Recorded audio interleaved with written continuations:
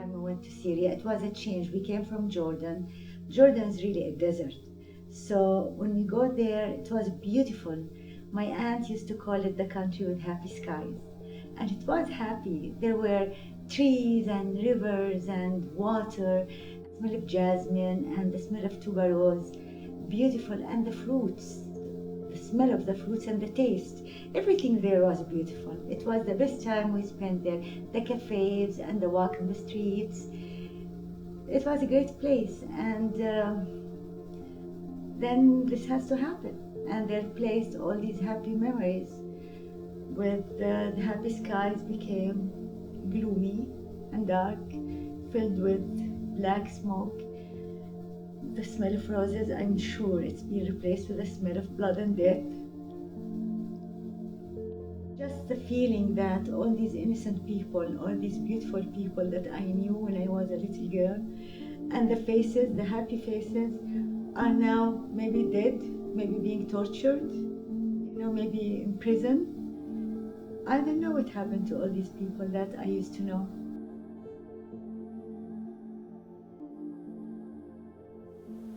I knew when I'm going there, I'm taking risk. And there's a chance not to come back and see my family. The second day when the shelling was stopped maybe for a few hours, how you can differentiate between soldier and civilian when you throw 500-pound bomb, you're taking the whole neighborhood. I mean, we saw buildings, 7-floor buildings, on the ground. Just like nothing there, and just like you look at, it's not even in your imagination. It's not even. I watch horror movies. I didn't see much this kind of picture. I saw war movies, but not like this. I was interested in what happens if you put good people in an evil place. Does the situation outside of you come to control your behavior, or does the things inside of you, your attitudes, your values, your morality, allow you to rise above a negative environment? Police car pulls up in front, and a cop comes to the front door, knocks, and says he's looking for me. So they took me out the door. They put my hands against the car. It was a real cop car. It was a real policeman, and there were real neighbors in the street who didn't know that this was a experiment. There was just a random pickup from the street by Assad's armed forces.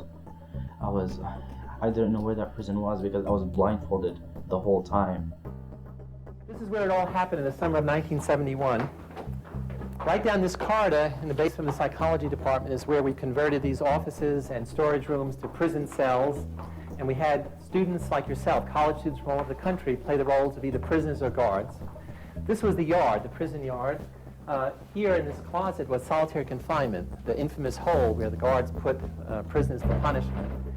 There were a lot of people, like almost 200 bodies in such a small place. So small that we have, most of the days we had to sleep standing up. And you can see over on the wall, one of the prisoners etched the days of the week to mark the passage of time, starting on Sunday, Monday, through the rest of the week. Well, how long did this study last? Well, we were going to run it for 2 weeks, but we had to end it after only 6 days.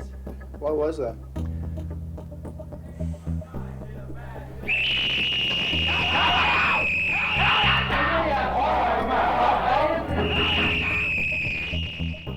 There were a few guards who hated to see the prisoners suffer. They never did anything which would be demeaning of the prisoners.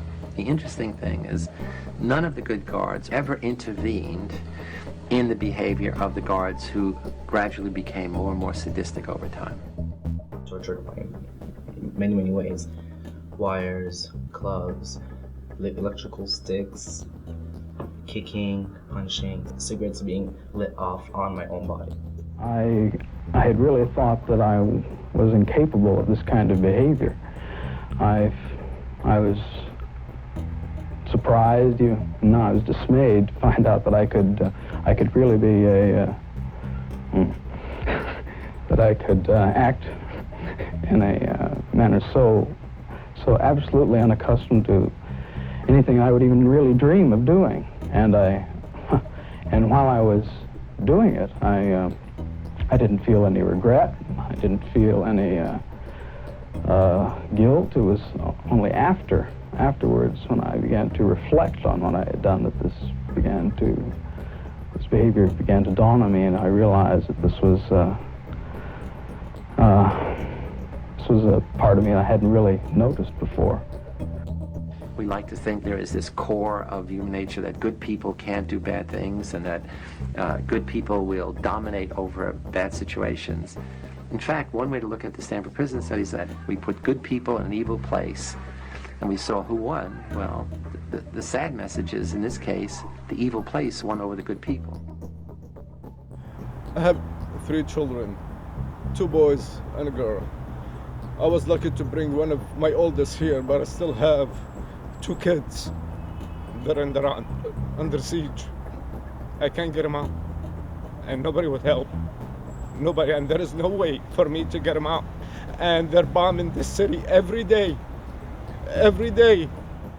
The second time they came, they asked for me. They couldn't find me in the house. So out of their anger, they were at my house 3:30 in the morning, and my kids were sleeping in bed.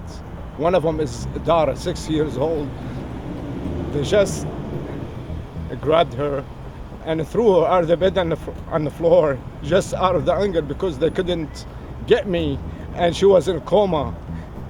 She's only 6 years old, but still, I'm not losing faith in humanity. We are humans. Nobody's born violent. Nobody. I'm standing on my feet, and I'm saying this.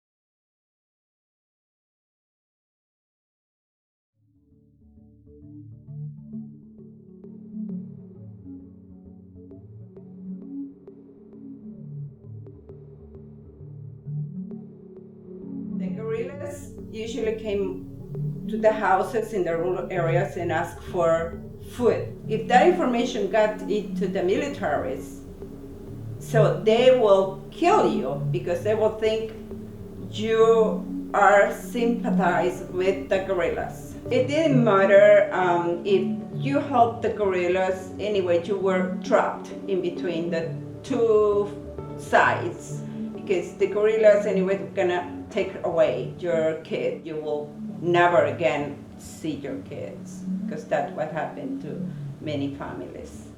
I don't believe people are born violent.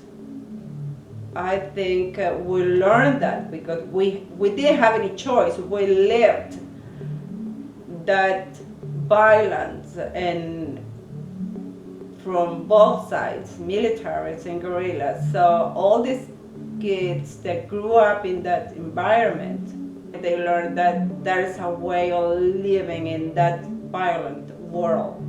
The gangs started forming. You have to pay. If you don't pay, they will kill you. So there is no peace. This is a photograph from World War II. This is a German soldier who's about to execute a mother who's holding her child against her. There are several things to note about this photograph here. First of all, the fact that he's about to do this in front of a cameraman suggests he's got a diminished emotional reactivity to this situation. He's not distressed by the situation. There's also a notion of compartmentalization going on here because this photograph he actually mailed back to his family. So he's got a family, he cares about his wife and child, and he sends them a picture of executing somebody else's family. So there's this notion where he can take these ideas that are very different and compartmentalize them. The neurosurgeon Yitzhak Fried in the late 90s started thinking about this a lot, and he said, you know, when you look across all these different events in the world, you find this kind of behavior everywhere, where people just, it's like they lose their normal brain function and become somebody different. They act very differently. So he named this Syndrome E, and he said there are very particular signs and symptoms that you would look for, just like you would look for coughing and fever with pneumonia. You look for particular things that characterize people behaving like this. So there's ability to do these repetitive acts of violence. People maybe start off having a little bit of a hard time with it and very rapidly desensitize. It doesn't bother them anymore. There's this hyper-arousal, or as the Germans call it, Rausch, where it's this feeling of elation in doing these acts. Group contagion, which is a very important one, which, everybody's doing it and it catches on and it spreads. And the interesting thing from a neuroscience point of view is that things like language and memory and problem solving, those are working just fine. Those are completely intact. The case of syndrome E is something like this. The emotional areas are short-circuited. Every generation has its built-in assumptions that the world is flat, or that the world is round, things we take for granted that may or may not be true.